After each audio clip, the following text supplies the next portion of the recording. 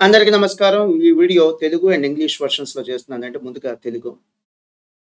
July 16, July 17, July 16 and July 17 national conference ఒకటి Guntur branch of the Institute of Chartered Accountants of India వాళ్ళు conduct చేయడం జరిగిందండి. Marvellous success అండి. Grand success.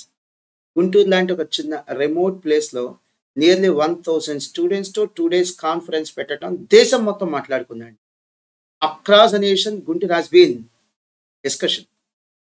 And ఈ కాన్ఫరెన్స్‌కి the vice president of Institute of Chartered Accountants of India ఆయన స్వయంగా రావటం జరిగిందండి. Sunil Talati garu vice president of Institute of Chartered Accountants of India. ఆయన మేడ్ ఎ గ్రేట్ అనౌన్స్‌మెంట్ అండి. ఆయన ఔట్ ఆఫ్ హిస్ హార్ట్ వచ్చినటువంటి ఒక స్టేట్మెంట్ ఇది. అనౌన్స్‌మెంట్ కాదు. ఈ made a statement, great statement. ఆయన మనసులో నుంచి వచ్చిన మాట అండి. ఆయన స్టూడెంట్స్‌ని చూసిన తర్వాత ఆయన వాలంటీర్‌గా అన్న మాట ఏంటంటే నార్త్ ఇండియాలో రాజస్థాన్‌లో కోటా అని ఒక ఫేమస్ ప్లేస్ ఉంటదండి. KOTA కోట. అది ఐఐటీకి చాలా ఫేమస్ అండి. ఐఐటీ కోచింగ్ సెంటర్స్ వందలాదిగా ఉంటాయి అక్కడ. స్టూడెంట్స్ కూడా వేలాదిగా ఉంటారు. నార్త్ ఇండియాలో రాజస్థాన్‌లో కోటా అనేది ఐఐటీ కోచింగ్‌కి ఫేమస్. ఆయన అన్న మాట ఏంటో తెలుసా అండి? యూ నో ఆయన ఒక గొప్ప స్టేట్మెంట్ చెప్పారు. గొప్ప స్టేట్మెంట్ ఎక్స్‌ప్రెస్ చేశారని చెప్పాను కదా! ఆయన ఇచ్చినటువంటి ఆ స్లోగన్ ఏంటి?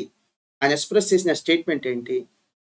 ఏంటంటే ఎలా అయితే ఐఐటీ కోచింగ్‌కి కోటా ఫేమసో, సీఏ కోచింగ్‌కి గుంటూరు ఫేమస్. సీఏ కోచింగ్‌కి గుంటూరు ఫేమస్. ఆ మాట విన్నాను. నెక్స్ట్ రోజు ఒక చార్టర్డ్ అకౌంటెంట్ చెన్నై నుంచి వచ్చారండి. ఫైనల్ జాయిన్ చేయటానికి ఆళ్ళ అమ్మాయిని.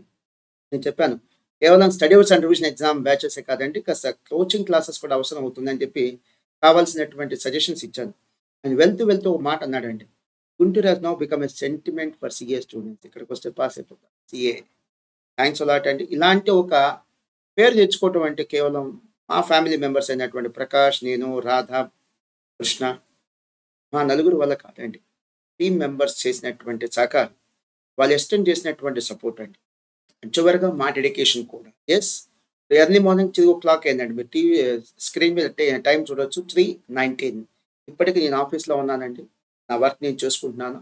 యెస్. నేను డెడ్‌లైన్స్ పోస్ట్‌పోన్ చేయనండి. నాకున్న బ్యాడ్ హాబిట్ అది. అదే గుడ్ హాబిట్ అనుకోవచ్చు. నాకున్న బ్యాడ్ హాబిట్ అండి. నేను డెడ్‌లైన్స్ పోస్ట్‌పోన్ చేయను.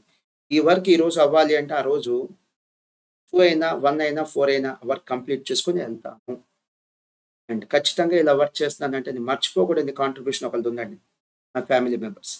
నా పిల్లలు, మా ఫ్యామిలీ మెంబర్స్ అయినట్టు నా భార్య, మా అమ్మ, నాన్న వాళ్ళు ఇచ్చినటువంటి సపోర్ట్ కూడా అండి. ఇదంతా వాళ్ళ టైం అండి. వాళ్ళు వాళ్ళ టైంని సాక్రిఫైస్ చేస్తున్నారు కాబట్టి నేను నా ఇన్‌స్టిట్యూట్‌కి మన పిల్లల కోసం, మన స్టూడెంట్స్ కోసం, మన టీమ్ కోసం నేను ఈ టైం స్పెండ్ చేయగలుగుతున్నాను. థాంక్ యూ అండి.